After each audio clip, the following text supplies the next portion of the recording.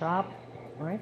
While we're doing that, has anybody have any questions out there in the audience? If not, I have one question. Right. Shoot. I know you talked about kind of the beginning, the history of, and you said that you and your significant other, Correct. right, started it. Yes. But how did you decide on mushrooms? So That doesn't seem like like an everyday kind of, let's do something. Mushrooms, Right. of course, right? Right. I was trying to be brief, but yeah, there's an interesting story behind that. Maria and I were having dinner one night at Bodega, and Okay. yeah, so Chef Adam is a good friend of ours, and we were having dinner together there with him, and he was complaining about some mushrooms that he had ordered from California, some oyster mushrooms, as a matter of fact. Okay. And he said they were in pretty dismal shape, and he didn't want to use them. So he said, you know, if somebody grew these here locally, I'd definitely buy them. And around that time is when I had been laid off. I worked in the oil and gas industry for about 5 years. And, you know, I was looking for a new project, something to do. I didn't want to work for anyone anymore. I wanted to be my own boss. And so I said, you know what, I'll give it a shot. And he said, you know, whatever you grow, I'll buy. And sure enough, that's when we started looking into the mushroom growing, you know, and cultivation and different cultivation methods and working in sterile environments for different processes in the cultivation, I guess, steps. And yeah, that's how it started. And soon after, he was pretty happy with the oysters that we were selling him. We started looking into different varieties. Lion's Mane was the second one. I think the first variety we ever grew was yellow oyster. A few weeks after that, we had to sit down with Chef Larry Delgado, which was our second customer. Okay. And he really liked our products as well. And from there, it just kind of snowballed. So it was kind of an opportunity that we saw that we decided to take, you know, kind of risk a little bit, but potentially make something really great. So and we're very happy how it's turned out so far. Yeah, it was a bit of a market void or a necessity from the market to kind of... Correct. Yeah, there was nobody was cultivating them here locally. And you saw a gap and you said, well, let me take care of that. Yeah, absolutely. Absolutely.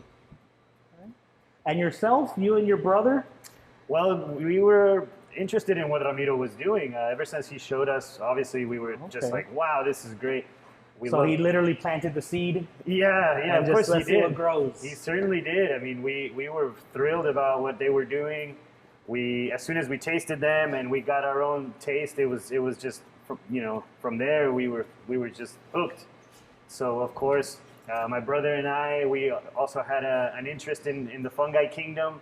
We not just for what they taste like and their nutrition potential, but also for other applications like was mentioned in the introduction. So after, you know, also doing some personal research and just seeing where the world of mushrooms was going and the trends in the industry, we decided that there was a lot of opportunity and we wanted to help Ramiro develop and grow the company. So of course, once he told us, hey man, I could use your help, we were just super happy to join in and do our best to help grow the business. That looks great. Definitely. Yeah, it looks phenomenal. One of the things that we as instructors get a lot is students saying, Ms. Chef, I like mushrooms. Oh. So in one of our classes, Professional Kitchen Essentials, Oh, yes. we do a mushroom tasting of about 8 different mushrooms. Wow. Very cool. Your basics. Sure. And we say, if you don't like mushrooms, which one? And they say, all of them. You tasted all of them? Yeah. So what has been one of the challenges introducing a very new market Right. to specialty mushrooms when they already doing a like for them? Right. Right. Yeah. That was certainly certainly something that we had to overcome. They can't hear us? Oh, I'm sorry. Yeah. Oh. Yes, we're good. Oh, they couldn't hear Chef Nadia. Oh, you can repeat the question. Yeah. So Chef Nadia was asking, how the market has responded and what kind of obstacles we've had to kind of get over introducing new varieties of mushrooms here locally, which people are really not used to. And that was a big hurdle for us in the beginning. I would go to the farmer's market with a beautiful box of an assorted variety of mushrooms, and people would be very interested in what they looked like, but they didn't really have an idea of what it was. I got, from cauliflower to flowers to, I don't know what else. Corals. I mean, corals, some people thought they were statues and some people thought they were, So they weren't, a lot of people weren't used to seeing these type of mushrooms here. And they're not native to South Texas, a lot of these. And however, they are foraged in the northeastern part of the United States and some of the western states. You can forage these mushrooms, but here, not a lot of people knew about them. So we had to do a lot of education and explanation to the people, to our community, to let them know what it is that what we're bringing to the table and how delicious these mushrooms are. And slowly but surely, the market started to warm up, and it also helped that mushrooms as a whole, the whole fungi kingdom has been kind of put in a spotlight lately.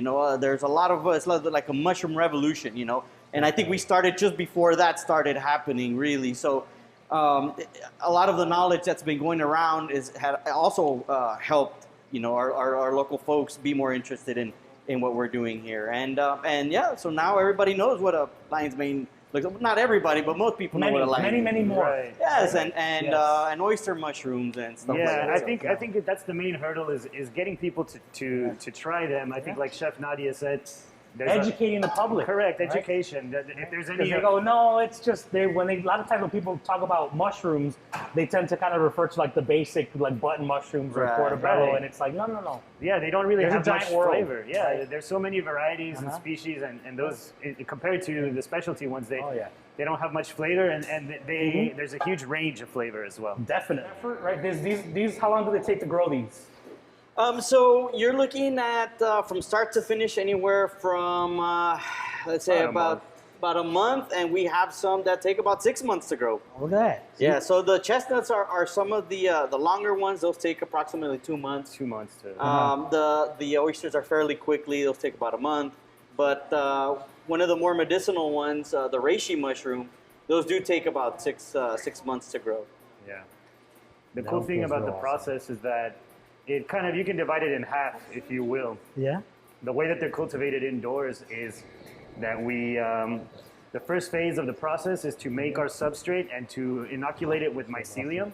Uh-huh. And then once the substrate, that's kind of like the first half of the process, right? That's where we have a block of our hardwoods and our material that the fungus is going to feed off of. And once those bags are fully colonized, they move into a grow room, a grow chamber, where it is temperature and humidity controlled. And that's where the fruiting process begins of the mushroom. And that's the second half, if you will. And that's actually the quickest part. The mushrooms, they can get from a tiny little pin to a fully formed mushroom in a matter of days. So that's really interesting, that the mushroom itself grows really quickly, but the whole process takes quite a while. Oh, yes, definitely. What's the water content for mushrooms? Like the percentage of water It's content? close to 80 or 80 something. 80, Yeah, the high 80s. Yeah, Yes. Yeah. Yes. It's still rats, like bacterial. That's about the It's water the content. fungus itself. Yeah. Bacteria. The chitin cell walls, and the different substances, the polysaccharides and different sugars that it has in there. Correct. And one of the interesting things too about mushrooms is that you can dehydrate them completely, which is actually one of the steps that we do to make our tinctures. So we take the water equation out of the process. But when you do dehydrate them and you rehydrate them to cook them, the flavor is also a lot more intense. So I was saying there's a workout supplement called Peak O2. Yeah. And it's to enhance your workout, your focus. It gives you oxygen to your blood cells. Yeah. And there's also a product that hikers use when you reach 10,000 feet above sea level and elevation. You start getting elevation sickness. Right. So you use, it's called Peak Power, and it's a tincture, and you use it, and it gives Correct. you that extra oxygen that you are Yeah. losing as you're going high in elevation. So yeah, mushrooms have been used traditionally for a long time, thousands and thousands of years as medicines, and that's a whole other scope. But culinary wise and medicinal, Supplements, yeah, yeah. supplements, they've been used for thousands of years. Yeah, I think now what we're seeing is that the science is catching up to what the benefits of mushrooms are, and so they're developing all of these supplements now. And I think that's just one example of it. But among the medicinal varieties of mushrooms, lion's mane is definitely one of them. Lion's mane is really good for the focus, for cognitive health, overall brain function, I need a whole lot of that. and the nervous system. But also other ones like reishi, for example. Reishi mushroom is not edible. It's not a culinary mushroom, but it is very good for the immune system.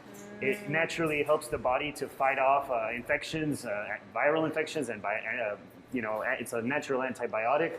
So, these things are really cool, and I'm just really excited that the science is getting there. I think probably the mushroom you were mentioning that's really good for oxygenating the blood is probably either cordyceps or potentially maitake or turkey tail.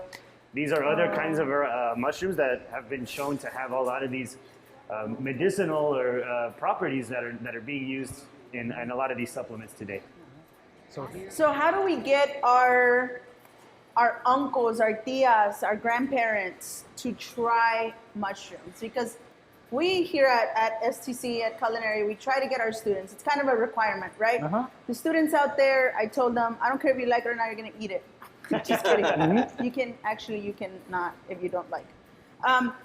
But how do we get our family members to explore with us? Because we're picky eaters down here in the valley, right, sir? The camera guy's like, yo no quiero eso.